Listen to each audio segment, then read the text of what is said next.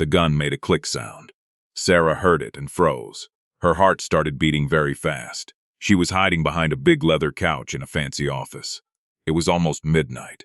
In her hand was a bottle of glass cleaner, because Sara's job was to clean this office every night.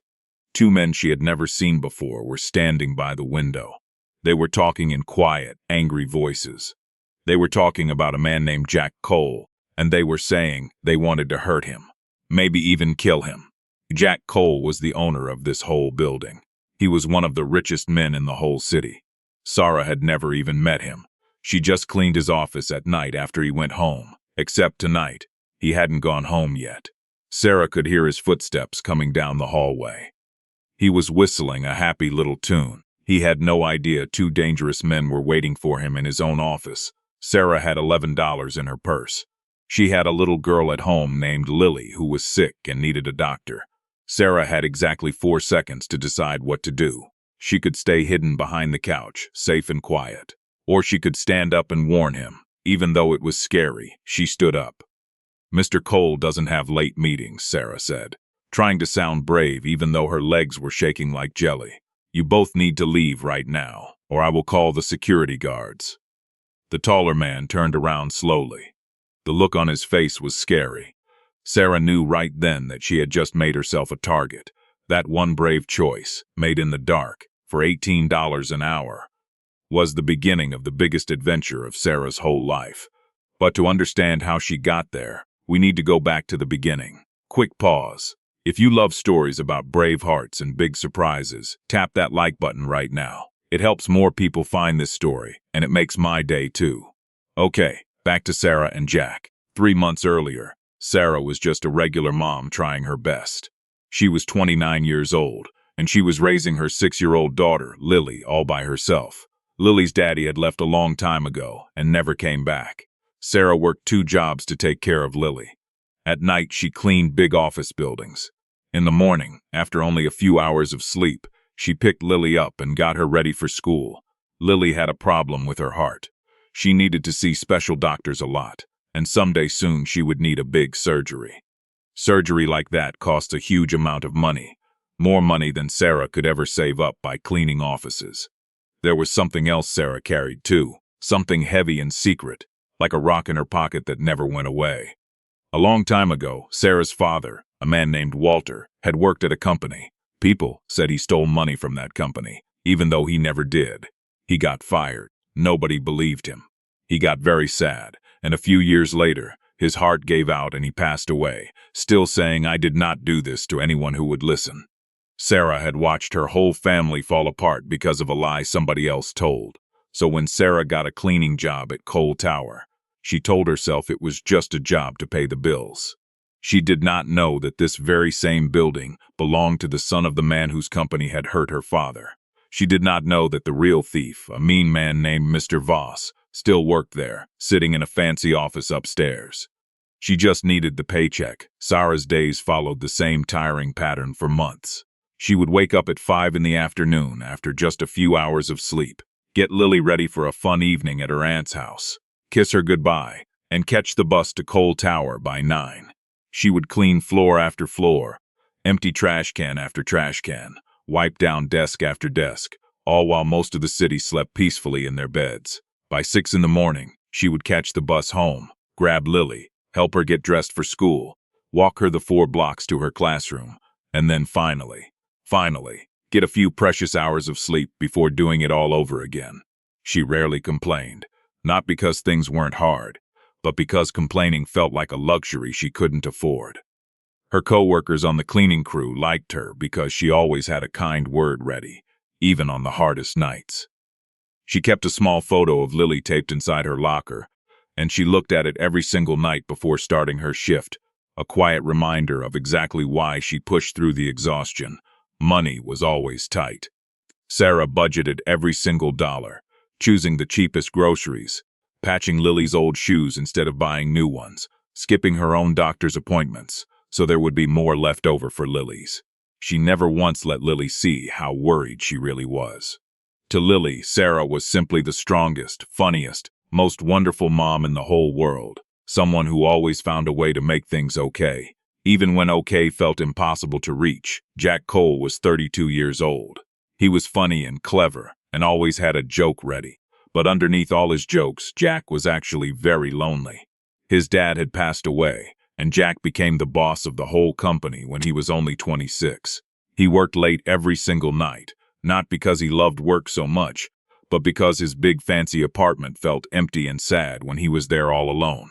One night, Sara found Jack in the break room, eating instant noodles from a cup, all by himself at 1 in the morning. Sara looked at him and said, "A man with this much money eating noodles alone at midnight. That is the saddest thing I have ever seen." Jack laughed so hard he almost choked on his noodles. After that night, he started staying late on purpose, just so he could talk to Sara while she cleaned. Every night became a little bit brighter because of their talks. Jack teased Sara about how stubborn she was, always insisting on carrying the heaviest trash bags herself. Sara teased Jack about how a man who owned 4 fancy cars could not even figure out how to use the office coffee machine. One night, Jack asked her, "Why is someone as smart and funny as you cleaning floors at midnight?" Sara answered honestly, "Because sometimes life doesn't let you become everything you could be. Sometimes it just lets you survive." Jack thought about that sentence for days. He couldn't shake it. Little by little, their talks got longer.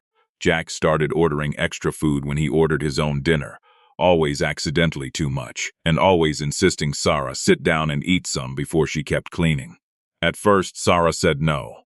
She didn't like feeling like she needed anyone's charity. But Jack was clever about it. He would say things like, "I really can't eat all these dumplings myself, and it would be a shame to waste good food," until Sara finally gave in and laughed and sat down across from him at his big glass desk, eating dumplings out of a paper container at 1 in the morning, like it was the most normal thing in the world. One night, Sara brought a small drawing Lily had made, a picture of their little family, just the two of them holding hands under a yellow sun, because Sara kept it folded in her pocket like a good luck charm. Jack asked to see it, and when Sara showed him, he studied it for a long time, gently, like it was something precious. "She's got your smile," he said quietly, pointing at the little stick figure drawing. "Even in crayon, I can tell." Sara felt her heart squeeze in a way it hadn't in years.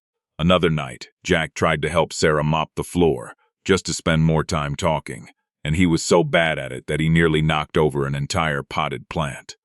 Sara laughed so hard, she had to sit down on the floor to catch her breath. "You run a whole company," she said between giggles, "and you can't hold a mop straight." Jack sat down on the floor right next to her, laughing too, and said, "In my defense, nobody ever taught me. I went straight from college to inheriting a corporation. Mop lessons were not part of the curriculum." It became one of their favorite jokes, the two of them teasing each other about mop lessons for weeks afterward.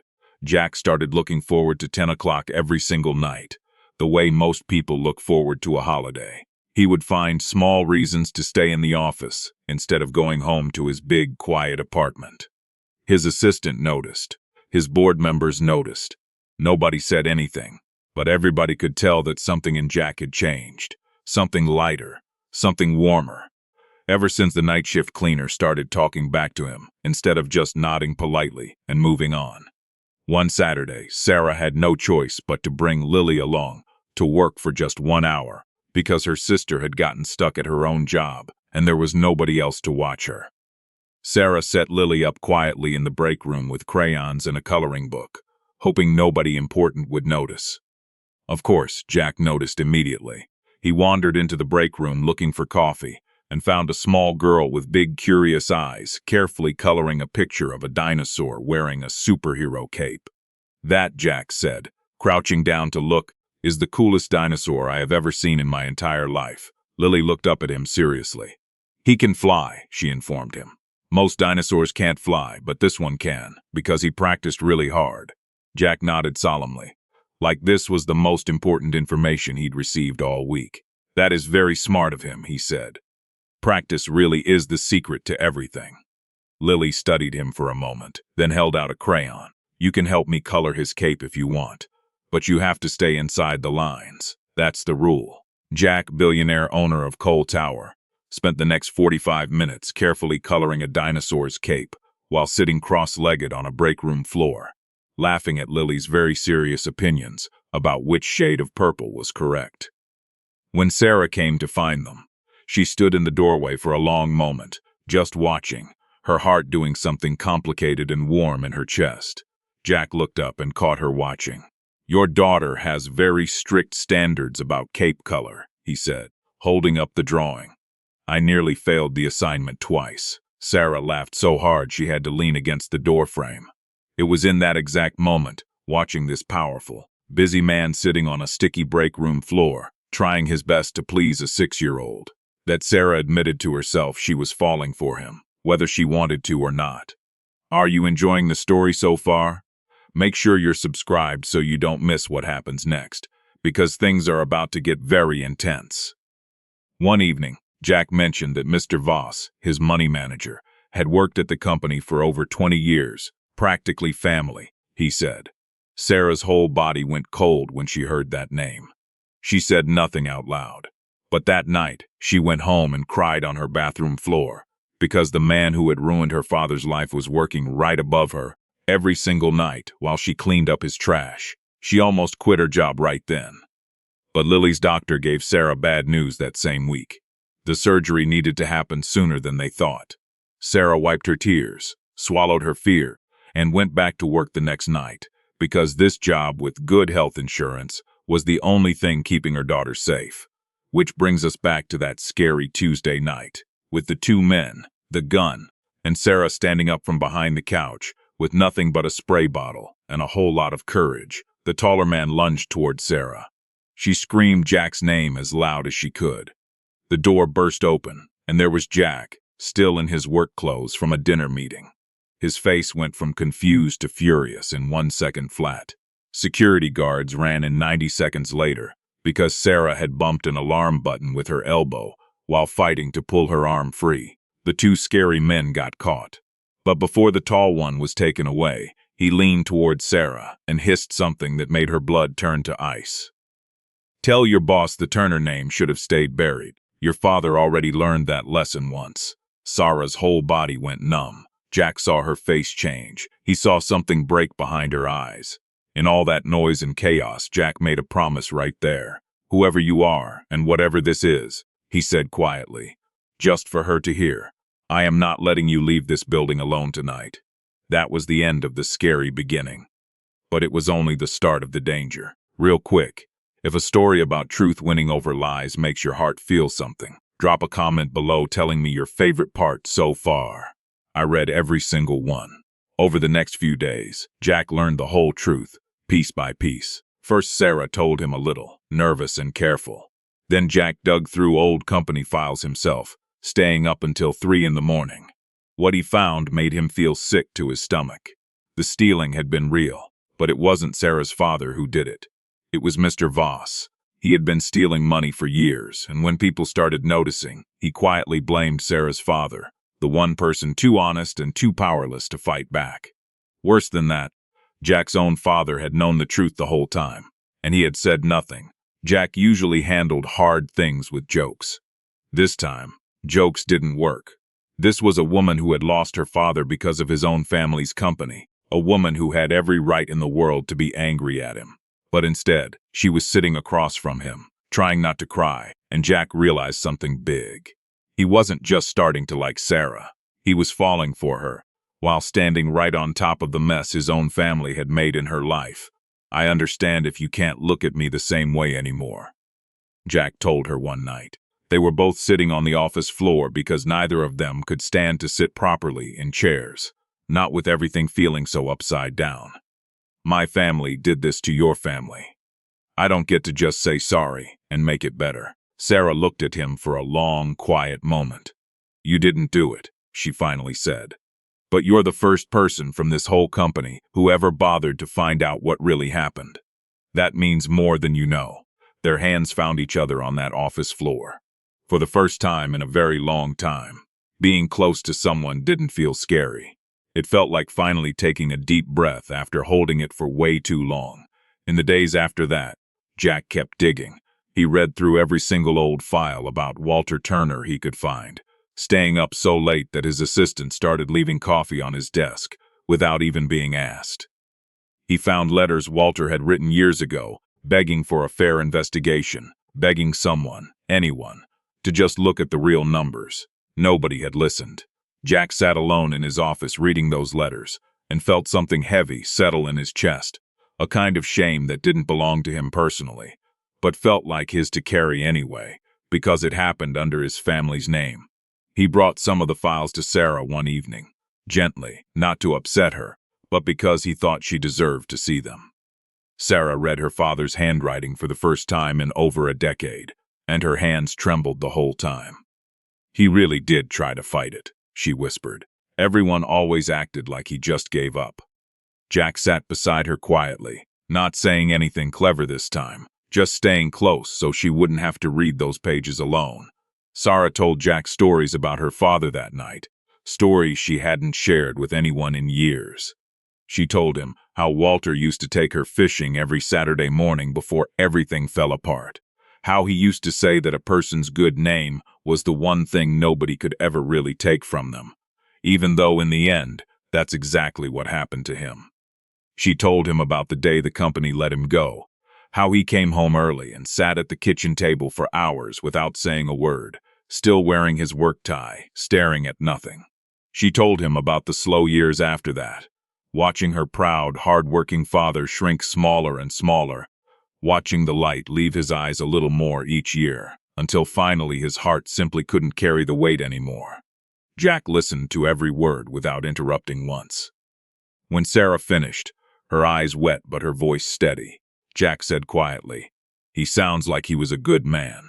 Sara nodded. "He was the best man I ever knew, until you." The words slipped out before she fully realized she'd said them, and for a moment neither of them moved, both surprised by how true it felt. Jack made her a promise that night, sitting on the office floor surrounded by old files and 15 years of buried truth. "I am going to fix this," he said. "Not because it makes me feel better, and not because it's good for the company. Because your father deserved better, and so do you." Sara believed him completely, not because he was rich or powerful, but because of the quiet, steady way he said it, like a man who had finally found something worth fighting for. Their friendship kept growing into something bigger during all of this. Jack learned that Sara hummed old songs under her breath while she worked, songs her own mother used to sing. Sara learned that Jack still had his father's old wristwatch in his desk drawer, one he never wore because it made him too sad, but could never bring himself to get rid of either. They shared small, quiet pieces of themselves, the parts that didn't usually come out in front of other people. Jack made her laugh at the worst possible moments, and Sara made him feel, for the first time since his father died, like someone actually saw him instead of just seeing his company and his money. One rainy night, Jack walked Sara all the way to the bus stop instead of letting her take a cab he offered to pay for. They stood under a small umbrella, shoulder to shoulder, rain tapping softly above them. "You know," Jack said, "I used to hate this building at night, big and empty and quiet. Now I look forward to it. That's your fault, by the way." Sara bumped her shoulder against his. "Don't blame me for your terrible taste in noodles and your inability to use a mop," she teased, but her heart was racing the whole time. When the bus finally arrived, Jack didn't let go of her hand right away, and for one long moment, neither of them said anything at all. They didn't need to. "We're about halfway through, and it's about to get really intense. Smash that like button, and let's keep going together." Now we get to the scariest part of the whole story, the part neither Sara nor Jack saw coming. Mr. Voss found out through some office papers exactly who Sara really was. He realized she was the daughter of the man he had framed all those years ago. He realized she could ruin everything he had built his whole career on. So he did something truly awful. He found out where Lily went to school. A photo arrived on Sara's phone one afternoon while she was folding laundry. It showed a picture of Lily's school building. No words, no name, just a warning. Sara's hands began to shake so badly she could barely call the school. When she did, she found out Lily was fine, sitting in class coloring a picture of a sun. Having no idea her mommy's heart was breaking with fear 3 miles away, Sara made a hard decision. She would not tell Jack. She would quit her job, and she would take Lily far away, somewhere safe, even if that meant leaving behind the man she had started to love. She would rather lose everything than risk one hair on her daughter's head. She left a note on Jack's desk at midnight and walked out of the building, tears rolling down her cheeks the whole way home. An hour later, Jack found the note. He read it twice. On the second read, he noticed something small that had fallen out of Sara's coat pocket, a torn piece of the photo Mr. Voss had sent her. Jack understood everything right away. For the first time in his whole adult life, Jack stopped joking around. He stopped hiding behind his charm. He became something new, fiercely, completely determined. He did not call the police first. He called Lily's school and hired kind, careful security guards to sit right outside her classroom door, all within 1 hour, explaining to the principal only that it was a precaution for a friend's family. Then Jack walked straight to Mr. Voss's office at 11 o'clock at night. He laid every piece of proof he had found onto the desk between them, all the secret money, all the lies, all 20 years of it, and said in a voice more frightening than any shout, "You threatened a little girl to protect a lie that ends tonight."